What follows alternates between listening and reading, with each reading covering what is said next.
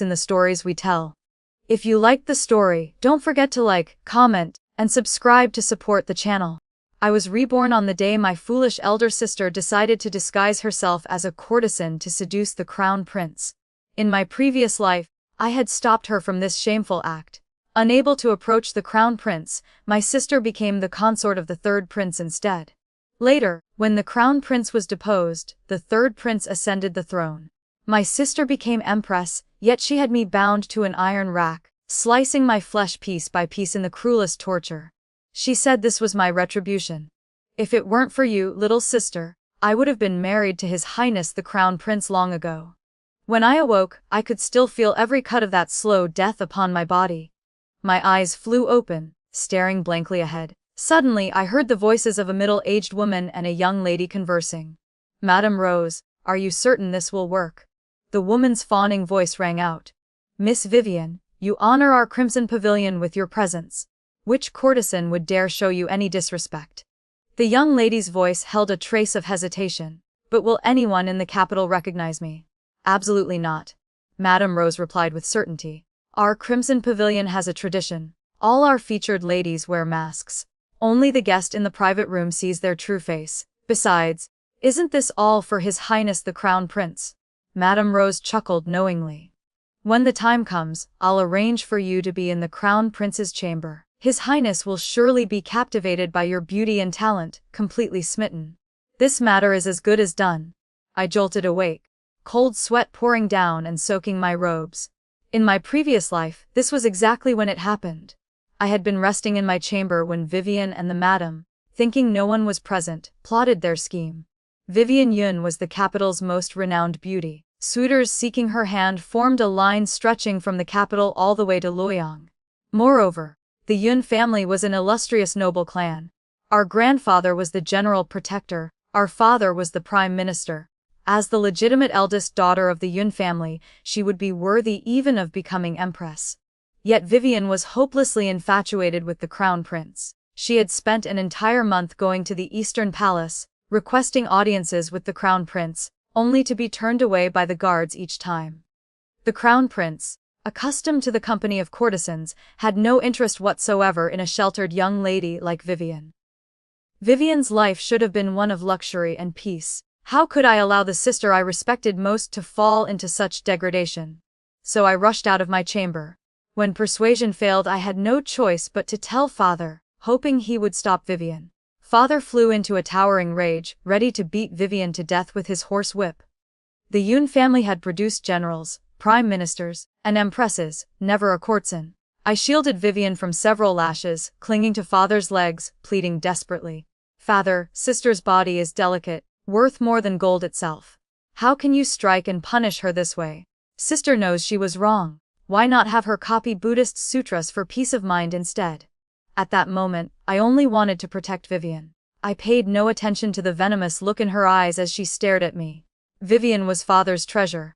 The task of copying sutras was done by servants anyway. She was merely confined for half a month as a warning, and the matter was considered settled.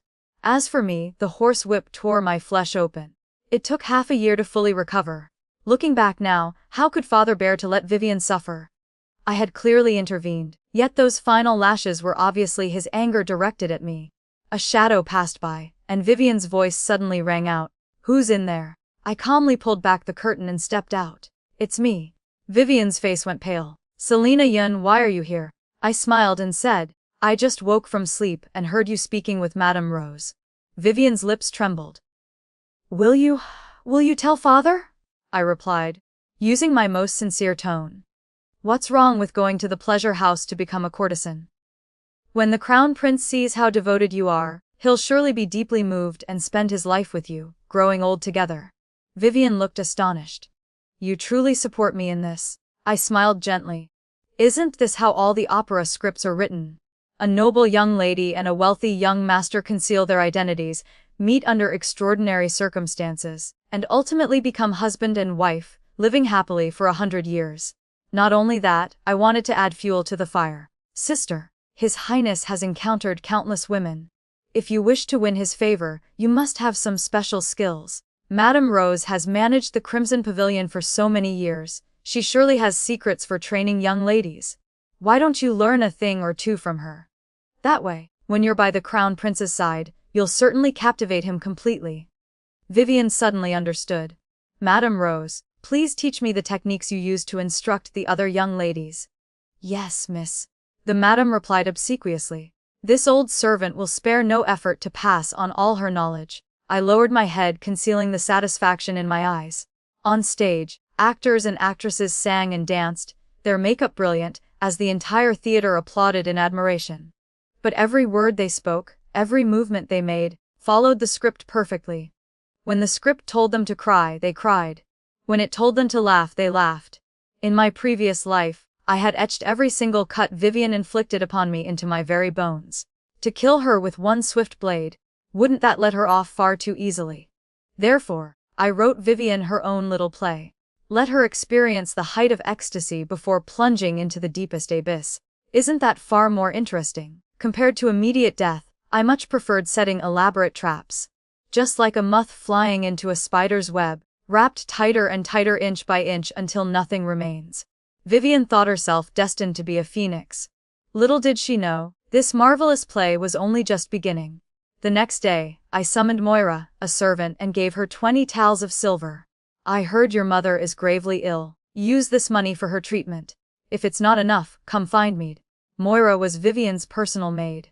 When attending the theater, one naturally needs a good seat to clearly see every gesture and movement of the performers on stage, doesn't one? Moira knelt on the ground, kowtowing repeatedly. "Thank you, second miss." I helped her to her feet.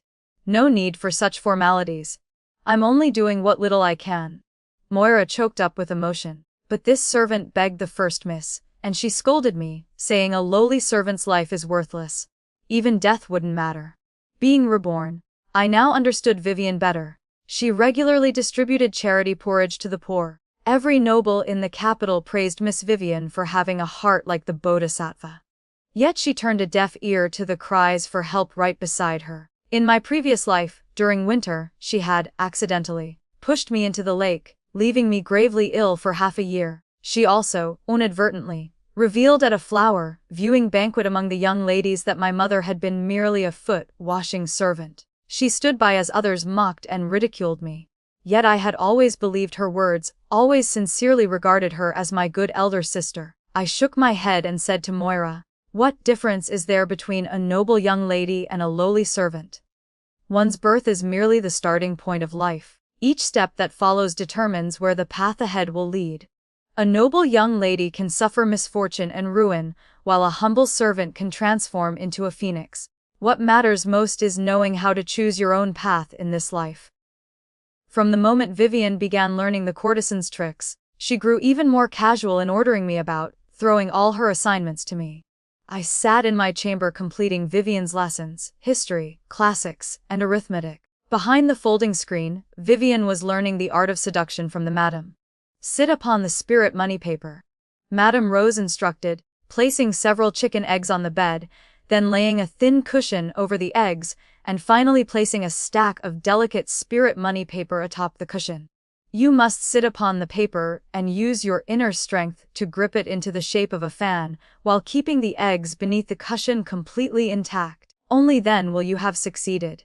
The madame leaned close and whispered a few words. Vivien's face flushed crimson after hearing them. "How particular place? How exactly should I use the strength?" Madame Rose chuckled knowingly. "When His Highness visits the Crimson Pavilion, we select our ladies by only one requirement. They must be alluring. The first miss is still far too proper and dignified. If a courtesan doesn't know how to be coquettish and seductive, how can she capture a man's heart?" Vivien practiced for over a month, progressing from shattering the eggs at first attempt to keeping them intact, while the spirit money paper spread out in a perfect fan shape. Madame Rose was extremely satisfied and discussed the next steps with her. The first day of the 4th month is the Crimson Pavilion's grand event, called the Crimson Dawn. All the beautiful young courtesans newly joining our establishment will make their debut that evening. Whichever patron offers the highest bid will have the young lady's first night. By then, when His Highness the Crown Prince sees how stunning you are, he'll surely be utterly mesmerized. Vivien's eyes sparkled with confidence, certain of victory. Madame Rose is absolutely right. Those courtesans, how could they possibly compare to me? In appearance, family background, figure, talent, even bedroom skills, who could match me? I want the crown prince to never seek out those courtesans again. For his entire life, he'll have only me. The first of the 4th month arrived. Peach blossoms bloomed in abundance. Perfect timing indeed. After a month of Madame Rose's instruction, Vivien had transformed dramatically. Every day she applied peach blossom rouge and powder, her entire being emanating an alluring fragrance. She also consumed medicinal concoctions prepared by the Crimson Pavilion, leaving her skin porcelain, white and flawless, not a single strand of unwanted hair remaining. Her lovely face, snow, white skin, willow slender waist, and graceful movements. Her entire presence radiated seduction. That morning Vivien painted her eyebrows, applied rouge, and powdered her face, then dressed in magnificent flowing robes. Aside from lacking the phoenix crown and ceremonial cape, everything followed the standards of a bride on her wedding day. Vivien took my hand and said tenderly, "Selena, thank you so much for helping me conceal this these past days. When other families marry off their daughters, they have sisters to escort them. My situation is special. I cannot tell mother and father. I hope you can accompany me to the Crimson Pavilion. Will you?" I grasped her hand in return and said sincerely, "Of course. Being able to escort my sister on her wedding day is my blessing." Vivien smiled gently. "I also have a gift I wish to give you." A deadly gift indeed, how could I possibly accept it? I had saved Moira's mother to earn her gratitude. In return, Moira secretly led me to the servants' quarters, where I overheard the plot between Vivien and the madam. Vivien's voice turned cold. "Selena knows far too many of my secrets. This person cannot be allowed to remain." Madame Rose rubbed her hands together. "Rest assured, First Miss. Following your instructions, I've already found 5 or 6 brothel patrons who excel at torturing people. Wait until the night of the Crimson Dawn, then deliver her to the second Mrs. Chamber and lock them all together. They're all brutal, coarse men. After enduring one night with them, I'm afraid there won't be a single piece of unmarred flesh left on the second Mrs. body. She'll be completely ruined." Vivien nodded with satisfaction, carefully instructing, "Remember this well. No matter how pitifully Selena screams and pleads, you absolutely must not let anyone out." Moira suddenly dropped to her knees with a thud. "First Miss, how can you be so wickedly cruel? You must not go to the Crimson Pavilion." "No," I said with a smile. "I absolutely must go." Vivien had already adorned herself magnificently, actively stepping onto the stage. The play I had written was about to begin. How could I possibly miss such an excellent performance? The Crimson Pavilion was an enormous pleasure boat. The sweet singing of courtesans echoed across the azure water, accompanied by the melodious sounds of zithers and flutes. Outside the pavilion, torches blazed brightly, illuminating the entire river surface. Inside, every seat was packed with nobility and wealthy young masters. The man surrounded by everyone at the center was none other than Crown Prince Lucien Lu. He reclined casually against a rosewood chair, his features handsome, his frame tall and imposing, with sword-like brows and starry eyes. His slender fingers toyed with a piece of jade, exuding an air of nobility. His appearance was truly exceptional. Otherwise, how could Vivien have fallen for him at first sight? The Crown Prince's maternal grandfather controlled military power, combined with the Empress having died early, and whatever the Emperor loved being cleared away, His Majesty indulged the Crown Prince's dissolute behavior. Come to think of it, what the Emperor did resembled the kind of indulgence that leads to ruin. In any case, in my previous life, it wasn't the Crown Prince who became Emperor. Vivien wore a mask of thin gauze, dressed in sheer robes, her gaze seductive. She walked before the Crown Prince and gracefully performed her respects. "This humble woman greets your highness." The Crown Prince suddenly sat up straight. Madame Rose smiled. "Miss Peony is receiving her first guest tonight. She's an untouched flower indeed." Bidding voices rose continuously. The Crown Prince stared intently at Vivien and with one statement set the price at 100 taels of gold. Madame Rose's eyes nearly disappeared into crescents from smiling. "Miss Peony's first night belongs to your highness." Vivien wore robes as sheer as smoke, a red veil upon her head, sitting on the bed. Beneath the veil, her cheeks flushed pink, breathtakingly beautiful. Her heart pounded wildly, each beat like drums of joy. After years of longing, today her wish would finally be fulfilled. Vivien had long forgotten that, on the other side of that door, Her sister, whom she had plotted against, was about to suffer the torment she had arranged. With a creak, the door was pushed open. "Oh, this young lady wants to play an interesting game with us. She's even wearing a bridal veil. Just a pleasure house courtesan, yet she truly thinks she's a noble lady being properly married. Ha ha ha. Once the clothes come off, aren't we all the same?" Vivien suddenly jolted, hurriedly pulling down the veil. Those who entered, where was that noble, incomparably handsome crown prince? Instead, there stood 5 or 6 short, fat, ugly middle-aged men with crude vulgar features reeking of filth. Vivien cried out in terror. "Who are you? Why are you here? Where is His Highness?" "Madame Rose, Madame Rose." The men laughed loudly. "What else would we come to a pleasure house for? To enjoy women, of course. The madam just said she was a sheltered young lady. Who knew she'd turn out to be the famous Miss Peony from tonight? We've truly struck it rich." The ugly middle-aged men rubbed their hands together, cackling darkly, reeking of stench easily overpowering Vivien's struggles. Vivien screamed until her voice grew hoarse. "Someone help! Help me! Help me!" But not a single person came to rescue her. After all, these were Vivien's own explicit instructions. No matter how desperately the person inside the room screamed, absolutely no one was to let them out. In my previous life, on the night of the 1st of the 4th month, court ministers presented urgent memorials. The crown prince was summoned immediately into the palace. If Vivien hadn't intended to harm me, she would have simply waited through one night for her next meeting with the crown prince. Unfortunately, Vivien was even more vicious than I had imagined. Vivien had always treated servants harshly, quick to strike and scold at the slightest provocation. Just like with Moira, I easily bribed many of the servants around Vivien. They moved silently like tiny ants, each performing their duties perfectly. Yet even tiny ants can gnaw through a dike. One small servant could switch things around, delivering those very brutes Vivien herself had selected right into her own chamber. A breeze blew past. Peach blossom petals drifted down scattered. I picked up a petal and placed it in my mouth, chewing it slowly. "Vivien, are you satisfied with this little play I've written for you?" Those brothel patrons Vivien had so carefully selected were indeed extremely skilled at torture. She remained unconscious in bed for 3 full days before awakening. When she finally did, her skin was covered in wounds, her tendons and bones in disarray, bruises everywhere, her entire being radiating exhaustion. The first thing Vivien did upon waking was demand to see me. Vivien's eyes brimmed with malice. "Selena, it was you who did this." I replied calmly, "Sister, words and actions require evidence. I'm a sheltered young lady. How could I possibly know those brothel patrons, much less arrange for them to be in your chamber?" I smiled faintly. "On the contrary, sister, you're the one with close ties to that madam. You yourself are the star courtesan. Tell me, who will people believe, me or you?" I could erase all traces, reveal nothing of myself, but it would inevitably implicate the servants around Vivien.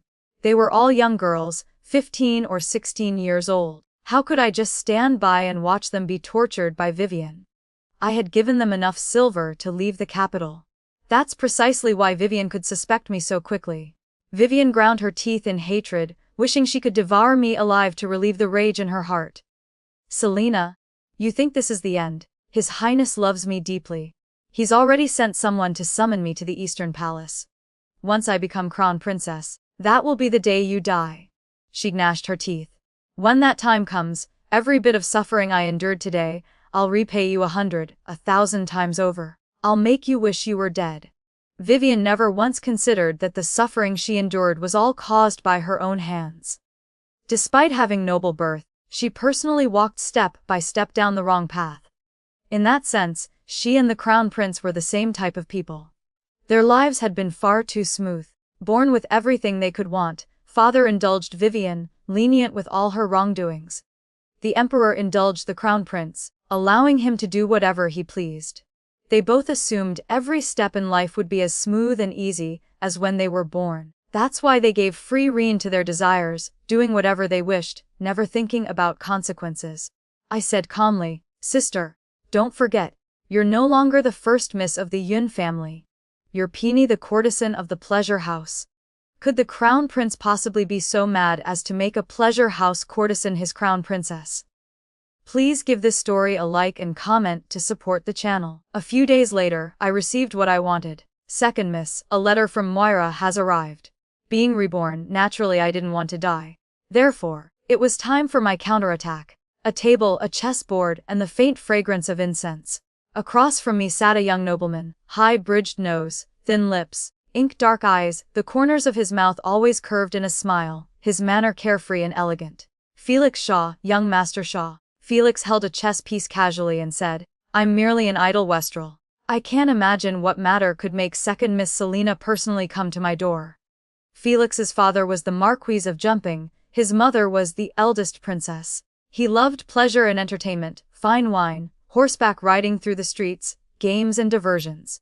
There wasn't a single amusement he didn't know. Therefore, in my previous life, no one would have guessed that the person closest to the imperial throne wasn't the crown prince, but rather this seemingly frivolous young master.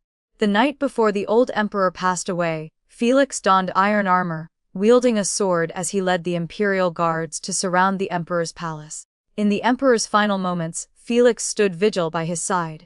Even if Felix had directly ascended the throne and proclaimed himself emperor, no one could have stopped him. Yet for some unknown reason, at that moment of complete triumph, Felix abandoned the imperial throne and left without looking back. A nation cannot go a single day without a ruler.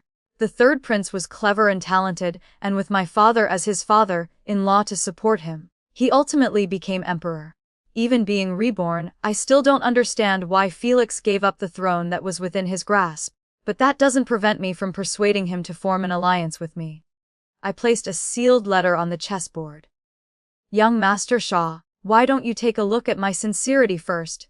Felix opened the letter, his brows raising slightly. "Second Miss certainly keeps her secrets well. You've even obtained information from within the Eastern Palace." I said slowly, "I have a favor to ask, and young Master Shaw has matters he wishes to accomplish. Wouldn't you prefer to borrow another's strength to make your own goals easier to achieve?" Felix's gaze grew focused. I didn't look at him, my eyes remaining fixed on the chessboard. "This time, I'll take the black pieces and move first." After Vivien recovered, she was carried in a small palanquin into the Eastern Palace. Thanks to Madame Rose's devoted instruction, Vivien's every gesture and movement now catered to the Crown Prince's preferences. Before long, the entire capital knew the Crown Prince had taken in a star courtesan named Peony, remaining in his residence for 7 strays without emerging. Everyone gossiped, wondering what kind of enchantment Miss Peony possessed to so thoroughly captivate the Crown Prince. No one could imagine that the capital's famous star courtesan was actually the eldest daughter of the Yun family. Even father had been completely deceived. Vivien sent word that she wished to go to Fragrant Mountain Temple to pray for the people's welfare. One must play a role thoroughly to the end. Vivien spent a month at Fragrant Mountain Temple every year, so father harbored no suspicions. Today I went to the drunken Immortal Pavilion to meet with Moira. Of all those servants, only Moira remained, she said. Second Miss saved this servant's life. This servant wishes to repay Second Miss. Moira brought news from the Eastern Palace. Vivien whispers in the Crown Prince's ear daily, wanting to harm Second Miss. You must be extremely careful.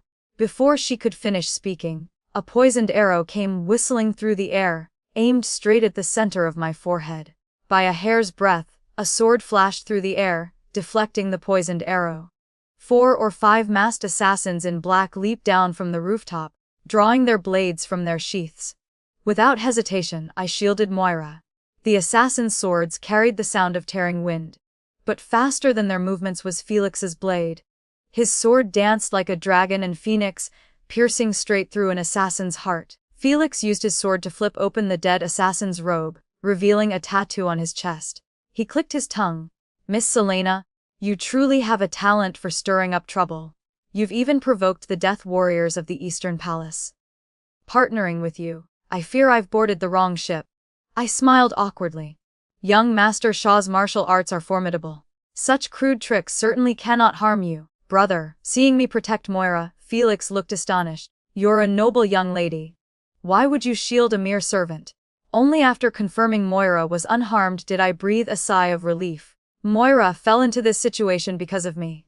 I absolutely must protect her, Felix said. But the world says noble young ladies are precious, while servants are lowly. I shook my head. Just because the world says so, does that make it true? Whether one is a young lady or a servant, It's merely a matter of birth. Vivien was born a sheltered young lady, yet she chose to enter the pleasure house. Lucien was born the crown prince, yet he chose a dissolute life. One's birth is merely the starting point. Where the endpoint leads depends on the steps one takes along the way. Felix seemed momentarily stunned, then raised his brows with a smile. Your reasoning is quite intriguing. I looked at him and got straight to the point. Vivien has told the crown prince that she is the eldest daughter of the Yun family. My words to Vivien that day had taken effect. Therefore, she revealed to the crown prince that she was Vivien. She thought this demonstrated her devotion, but in reality, she had personally handed evidence to the crown prince. Father and the crown prince already disliked each other. Now, the daughter of Prime Minister Yun had willingly degraded herself to become a courtesan, all to be near the crown prince. Such a story was sharp enough to become a blade. When father and the crown prince eventually turned on each other, it would stab straight into the opponent. I smiled faintly. This chess game can proceed to the next move, Felix said calmly. The peony flowers and phoenix birds are prepared, ready to be deployed at any time. 3 days later, the crown prince brought Vivien to the theater. The crown prince was in high spirits. Vivien held a pipa and played a melody from the south for him. Everyone's attention turned toward them. Following Vivien's melodious singing, peony flowers slowly bloomed, and birds flew in from afar, singing like phoenixes. Everyone gasped in amazement, kneeling in unison. Your Highness, peonies blooming and phoenixes singing. These are auspicious omens. This young lady possesses the phoenix destiny. If the crown prince's consort has the phoenix destiny, then what is the crown prince? The true dragon, son of heaven. The crown prince was overjoyed, generously rewarding the theater troupe, and happily departing with Vivien in his arms. From that moment on, everything went smoothly for the crown prince. Every memorial he submitted received praise. His poetry circulated widely throughout the capital. Even when he went to gambling houses to play dice, he won game after game without a single loss. It was as if, since Vivien came to his side, he truly had been blessed by the gods of fortune. The crown prince grew increasingly infatuated with Vivien. Vivien no longer concealed her vicious nature, beginning to use the crown prince's hand to eliminate those who had offended her. The brothel patrons who had once humiliated her all died miserably on the streets. Servants in the Eastern Palace who possessed even the slightest beauty were brutally beaten. Vivien would find any excuse to have their faces disfigured and them expelled from the palace. The courtesans who had once caught the crown prince's eye met even worse fates. The two were deeply in love, their affection passionate and intense. At the Rosewood 8 Immortals table, Felix and I sat facing each other, with me once again holding the black pieces. Felix took a breath. Selena, this move of yours is truly masterful. White thinks it's dominating black, but in reality it's already being cornered. I said calmly. If White can recognize this as the tiger leaves mountain stratagem, there's still a chance to reverse the game. And if it doesn't recognize it, I placed down a black piece and smiled. Then it should surrender early. Felix and I exchanged smiles. The opening act had concluded. This play was finally reaching its climax. The crown prince and Vivien grew increasingly brazen and unrestrained in their actions. Vivien said, the ancients had golden houses to hide their beauties. She is a beauty, the crown prince is royalty, we cannot fall short of the ancients. The crown prince then brazenly appropriated disaster relief funds using gold, silver, and precious jewels to build Vivien a crimson tower with purple pavilions, where they reveled together. Vivien said, Madame Rose knows an ancient method. Bathing in human milk can make the skin snow, white, smooth, and flawless. The crown prince then sought out hundreds of new mothers, ignoring the cries of newborn infants, forcing them to provide milk for Vivien's baths. The crown prince had a concubine, daughter of the Imperial Academy's wine-offering official, who was straightforward by nature and had never been favored by the crown prince. This consort Zhu advised the crown prince, as royalty, you should not act recklessly and waste the people's wealth. Not long after, this consort also died of illness. Not only that, Vivien wanted to deal with an old acquaintance. Young Master Shaw, second miss, I've brought Madame Rose. The madam was in terrible condition, her face bruised and battered, her body covered in burn marks. As soon as she entered, she wept miserably. Second miss, save me. To eliminate future troubles, Vivien might kill me, so naturally she won't spare Madame Rose either. The other day, Vivien had someone set fire to the Crimson Pavilion. I had anticipated she would do this, so I had people secretly keep watch. Taking advantage of the chaos, I rescued Madame Rose from the sea of flames. The madam sobbed as she recounted, "Vivien is truly vicious. I only wanted to help her plot and scheme, yet she wanted to burn me to death." I said coldly, "Oh, so those brothel patrons who wanted to humiliate me, that was also your scheme for her." The madam's throat went tight. Felix suddenly erupted in anger, his sword leaving its sheath. The blade flashed, severing one of Madame Rose's arms in an instant. She screamed in agony, blood gushed like a fountain as she kowtowed desperately, begging for mercy. It was Vivien. Vivien ordered me to do it. Felix, enraged, placed his sword at the madam's throat, ready to end her with one strike. I stopped his hand. "Keep her alive, she's still useful." Felix said coldly, "Her heart is as poisonous as snakes, scorpions, and centipedes. Death is too good for her." I smiled. "That's precisely why I pulled you onto this ship, brother. With you here, no one can harm me anymore." Felix froze, his ears gradually turning red. I looked at him curiously for a moment. This demon lord was surprisingly thin-skinned. Seeing Felix cover his ears, preventing looking further, I smiled. "Brother, what do you think His Majesty will do with the Crown Prince?" Felix kept his ears covered. "The capital can no longer contain him, so he'll be sent elsewhere. Xianxia just had a corruption case. Sending the Crown Prince there would be most appropriate." I smiled faintly and turned to Madame Rose. "I'll give you one chance to redeem yourself. Follow Vivien to Xianxia and tell her you're utterly loyal to her, willing to be her hunting dog." Felix's prediction was correct. This series of actions threw the court into turmoil. Though the Crown Prince had been dissolute before, it had merely been debauchery and decadence, never this excessive. The father of the deceased consort Zhu was the most incensed. "My daughter died under mysterious circumstances, yet the Crown Prince acts tyrannically, exploiting the people. How can he bear the responsibility of royalty?" Memorials condemning the Crown Prince piled up like mountains on the emperor's desk. They accused the Crown Prince of dissolute behavior and murdering innocent people. The emperor stripped the Crown Prince of his position and banished him to Xianxia. Unless he thoroughly investigated the case, he was forbidden to return to the capital. Vivien wept, wanting to follow the Crown Prince to Xianxia. The Crown Prince, infatuated with her beauty, secretly brought Vivien along in his carriage. Madame Rose cried out piteously, swearing her absolute loyalty. With the Crimson Pavilion gone, she only wished to follow and serve Vivien, accompanying her to Xianxia. Xianxia bordered the capital and was also a prosperous region. The moment the Crown Prince arrived in Xianxia, the investigation was set aside. Instead, he went to pleasure houses. Xianxia's star courtesan was exceptionally beautiful. The Crown Prince became utterly enamored, even bringing her back to his residence under tight guard. Having enjoyed the Crown Prince's favor these past days, how could Vivien endure such humiliation? She confronted the Crown Prince several times. The Crown Prince merely brushed her off, spending increasingly more time in the courtesan's chamber. Vivien was furious. Madame Rose then said, "First miss, don't worry. This old servant has a plan." She whispered a few words in Vivien's ear. The next day, she carried a plate of sweets to the courtesan's chamber and told the guards, "His Highness ordered me to bring these pastries to the young lady."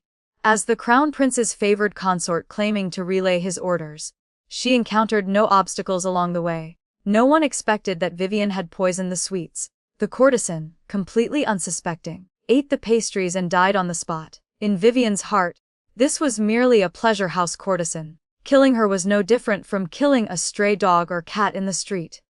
This time, she had caused enormous trouble. This time, the Crown Prince truly intended to investigate the case thoroughly. He had brought the courtesan back to his residence because she was a key witness in this corruption case.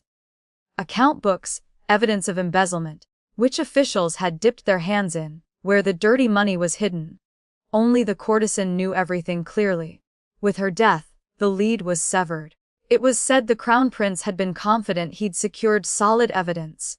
He led the court ministers dispatched to investigate the case and a group of Xianxia officials, marching imposingly to the courtesan's chamber. The Crown Prince was brimming with confidence. "I knew you people wanted to kill the courtesan, so I had her closely guarded. This case is mine to win." The chamber door opened, revealing the courtesan's poisoned corpse inside. At that moment, Everyone watched the crown prince's expression change faster than lightning. That look was truly impossible to describe in words. The crown prince erupted in fury. He had clearly secured evidence of the corruption case, only to have Vivien destroy it, humiliating him before all the court ministers. Vivien wept miserably. "Your Highness, everything I did was because I love you. That's why I acted so foolishly." But this time, what she received wasn't the crown prince's gentle consolation, but a vicious slap directly across her face. Vivien was young and beautiful, her figure graceful, and she was a sheltered young lady. The crown prince had initially found her somewhat interesting and rather favored her. Vivien mistook that for love. Little did she know, the crown prince's affection for her was no different from his affection for those other courtesans. It could never compare to his thirst for power. With the courtesan dead, the crown prince returned to the capital dejected and empty-handed. The crown prince had already been dissolute and lost popular support. The court ministers were also dissatisfied with him. This time, caught in a scandal, father seized the opportunity to lead the charge. Half the ministers in court stood forth, demanding the crown prince be deposed. In the great hall, father stepped forward. The crown prince is incompetent, unable to bear his responsibilities, infatuated with pleasure house courtesans, causing great disaster. The heir apparent is the nation's future. This humble minister presumes to beg your majesty. Please establish another worthy person. The crown prince laughed loudly. A pleasure house courtesan, Lord Yin. I'm afraid you don't yet know, that's no pleasure house courtesan, but rather Miss Vivien, the eldest daughter of the Yun family. Father exploded in rage. You dare spout such nonsense. How could my Vivien possibly be a pleasure house courtesan? She's always been virtuous and kind. Recently she's been at Fragrant Mountain Temple, vegetarian and praying, seeking blessings for the common people. She sends me letters of peace every single day. How could she possibly be a pleasure house courtesan? The crown prince smiled coldly. Very well then. Let's go to the Eastern Palace and see whether the star courtesan in my chamber is Lord Yun's beloved daughter or not. The entire entourage marched imposingly to the Eastern Palace. Bursting through the palace doors, Vivien threw herself into the crown prince's arms like a swallow, coquettishly saying, "Your Highness, Vivien knows she was wrong. Please don't abandon Vivien, please." She raised her head and saw behind the crown prince a crowd of people in official robes. The middle-aged man at the front looked extremely familiar. His face turned bright red, his hand trembling as he pointed at Vivien. You. He couldn't get the words out, his chest heaving violently. Then with a thud, he collapsed unconscious on the spot. The entire capital was shocked. Citizens gossiped everywhere. Good heavens, have you heard? The eldest daughter of the Yun family is actually that Miss Peony from the Crimson Pavilion. Tesk, what was Vivien thinking? A proper sheltered young lady, yet she wanted to become a star courtesan. That's right. I heard the Junhai case was also ruined by this Vivien. Truly shameful. If that were my daughter, I would have strangled her to death long ago. What an utter disgrace. Father never after working his entire life. In his old age he would suffer such humiliation. He had no face to show anyone, locked himself indoors, refusing to step outside. The blade that Vivien herself had handed over, at the moment the crown prince turned against her, finally stabbed straight into father's heart. Only now did he remember he had another daughter. Where is Selena? The servants looked at each other. Second Miss hasn't been home for over a month. The Yun Manor's security was as loose as a sieve. If I had remained at the Yun Manor, by the time father remembered me, my corpse would already be rotting. Felix, half coaxing and half coercing, brought me to Shaw Manor as a guest. News of the crown prince's deposition came swiftly. Over all these years, he had committed countless crimes. Not even a straw could save him now. He vented all his resentment on Vivien, confining her to her chamber and torturing her daily. Even Madame Rose, who had schemed for him, was killed. Vivien couldn't accept it. The man she had loved so desperately turned out to be such a person. In a moment of despair, she threw herself into a lake, fortunately rescued by guards. Afterward she fell into a high fever. Vivien burned with fever for 3 full days. After recovering, she no longer made noise or demanded to see the crown prince. Nor would she return home. She became like someone with diminished mental capacity, spending all day in a daze in her chamber, murmuring words others couldn't understand. When this news reached Shaw Manor, Felix and I were playing chess. Felix tapped the chess pieces with his slender fingers, raising his brows with a smile. Selena, you've won this game. I frowned, my gaze falling on the corner of the board. There was still one last breath remaining. At first glance, I seem to have won decisively. But I always feel I've overlooked something. Based on my understanding of Vivien, she's arrogant. If she doesn't achieve her goal, she'll never give up. Vivien is an extremist. In my previous life, she personally tortured me with slow death. In this life, she could humble herself to become a courtesan. What on earth could have happened to cause Vivien to collapse to this degree? Felix looked at my expression. Selena, why does your face look so troubled? I grabbed his sleeve. Mobilize the Imperial Guards. Monitor any movements at the palace. Felix didn't ask many questions, responding directly. All right, I pondered for a moment, then said slowly, there's one more thing. Help me spread word that the third prince is about to marry. Felix looked puzzled. What does this have to do with the third prince? In this chess game, there was me, there was him, there was Vivien, there was the crown prince. Yet the third prince was a newly appearing character. I said slowly, I have a theory that will soon be proven. In any theatrical play, before the ending, there's always a climactic turning point. Not long after, news came from the Eastern Palace. The crown prince is dead, killed by Vivien. Vivien had placed the crown prince's head in a food box, then pretended nothing had happened. Taking advantage of when no one was watching, she slipped into the third prince's residence. The stone in my heart dropped with a thud. It was just as I suspected. Mysterious powers are always unpredictable.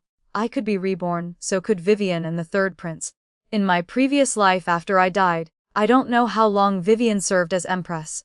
Young Vivien had been infatuated with the crown prince. Vivien, having just become empress, still yearned for the person in her heart. But after sitting on the throne for 10 years, 20 years, after tasting the sweetness of power, would Vivien still remain immersed in that fleeting love? Therefore, when she heard news that the third prince was about to marry, Vivien severed the crown prince's head as a sacrificial offering, wanting to pull this life's trajectory back on course, to continue being her empress. The clinking of armor rang out as Imperial guards rushed forward, clasping their hands and kneeling. Report. News from the palace. The third prince and Vivien have killed the fifth prince and sixth prince, leading troops in a midnight assault on the Imperial palace, staging a rebellion. The third prince had been reborn much earlier than Vivien. He had secretly trained private soldiers, stationed in the outskirts, ready to be summoned at any moment. In my previous life, the emperor passed away 3 years later. The third prince and Vivien, seeing the situation completely different from their previous life, immediately guessed that I too had been reborn. Speed is paramount in war. Any delay breeds complications. A suffocating atmosphere enveloped the palace. The magnificent imperial palace, with desire for power, struggle thick in the air. They had planned everything, only they had underestimated Felix. Though young Master Shaw appeared to be a frivolous wastrel, he firmly controlled the Imperial guards. Flames blazed throughout the palace. Felix rode his horse, charging into battle, seizing the advantage. He roared loudly, "Traitorous rebels, surrender your weapons immediately." The third prince laughed coldly, placing his sword at the emperor's throat, forcing him to step out of the palace hall. "Who says I've lost? Stand back." Firelight illuminated her face, covered in blood. This was not the face of a young maiden, but rather that of an empress who had sat upon the throne. She raised high the crown prince's skull, shouting loudly, "The crown prince is dead. The second prince died young. The ninth prince is still a child. Tonight, the fifth and sixth princes have also been completely eliminated. Now only the third prince remains of the imperial bloodline. This imperial throne will ultimately belong to the third prince. It's only a matter of time." A majestic voice rang out. "Who told you that the third prince is my only son?" The emperor wore dragon robes, his imperial bearing dignified and imposing. Though a sword was at his throat, he remained calm and composed. "Felix is also a prince." The words fell, and everyone gasped in shock. Even the flames seemed to still. Felix was clearly the son of the Marquise and the eldest princess. How could he be a prince? The emperor smiled bitterly. "Felix is the son of myself and Princess Mugio. The eldest princess was adopted by the late emperor for saving his life. She and I grew up together as childhood companions. But the empress, the crown prince's mother, came from a powerful family and would never allow anyone to bear a child before the empress. Therefore, when the eldest princess became pregnant, she had no choice but to marry the marquis and give birth to Felix. Sudden realization dawned on me. So that was it. That's why in my previous life, Felix had rushed into the palace at the emperor's dying moment, only to abandon the throne within his grasp. His illegitimate birth meant Felix's entire life was lived in struggle. His lifelong fight wasn't for the imperial throne, but rather to reclaim justice for himself and his mother. Why did you abandon my pregnant mother? Why did you abandon me? The emperor said in a low voice. I have wronged Princess Jiao, and I have wronged you. Seeing the tide had turned against him, the third prince pressed his sword tighter against the emperor's throat, his eyes bloodshot. Felix's surname Shaw. He's the son of the marquis. Right and wrong are decided by the victor. Once you're dead, you won't be able to say anything more. Fresh blood trickled down the emperor's throat. But faster than the third prince's movement was Felix's action. In an instant, Felix hurled his sword, piercing straight through the third prince's chest. One strike through the heart. The rebel forces were swiftly defeated. Felix quickly suppressed the rebellion. Vivien was bound in chains and brought before me. She stared at me intently, her gaze filled with hatred, madness, terror, regret, countless emotions intertwined. This wasn't the young maiden Vivien, but rather Empress Vivien from my previous life. Her voice was hoarse. Selena, why didn't you stop me in this life? In my previous life you clearly stopped me. My reputation was destroyed. You became the younger sister of a courtesan. You too would be criticized, mocked behind your back, unable to find peace your entire life. No good man would want to marry you. You could only rot in the mud just like me. Felix wrapped his arm around my shoulders and said dismissively, you need not threaten her. Selena is my wife. If anyone dares speak ill of her, I'll kill them. Vivien screamed, you're marrying her. Aren't you afraid of the world's mockery? Felix laughed loudly. I was originally an illegitimate child. Why would I care about reputation? Let the world say whatever they want. What does it matter if my birth was improper? In this life, one must choose one's own path. I looked at Vivien. Do you remember the last words you said to me in my previous life? I drew Felix's sword and plunged it straight into Vivien's heart. In Vivien's eyes, filled with extreme pain, I spoke the final words I had heard in my previous life. Vivien, this is your retribution. 4 months later, Felix and I married. 10 miles of bridal procession stretched throughout the streets. 3 years later, the emperor fell gravely ill. Before passing, he transmitted the throne to Felix.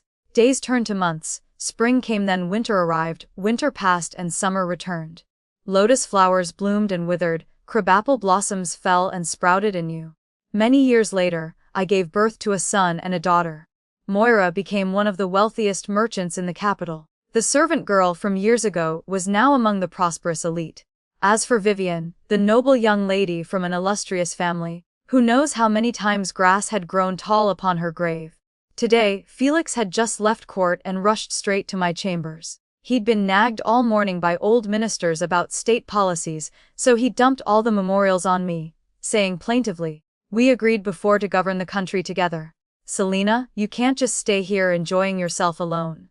Felix buried his head in my lap, muttering, originally I only wanted to be an idle prince. Who knew our Selena would have such a talent for stirring up trouble? The crown prince, the third prince, the eldest daughter of the Yun family. You've offended them all. For the sake of the empress, I had to abandon my leisurely life and work myself to exhaustion. He glanced at me sideways. Tell me, when you first came looking for me, was it because you saw I was too idle and decided to drag me onto your ship? Exactly right. I grasped his hand and smiled. Brother, you've already boarded my ship. Don't think you can disembark so easily. Another spring in the 4th month arrived. The spring breeze blew gently, peach blossom petals drifting and scattering, falling upon the clasped hands of Felix and myself. The seas were calm, the rivers peaceful. A prosperous era of peace. The story ends here for now. If it touched your heart or left you thinking, I'd love to hear your thoughts in the comments.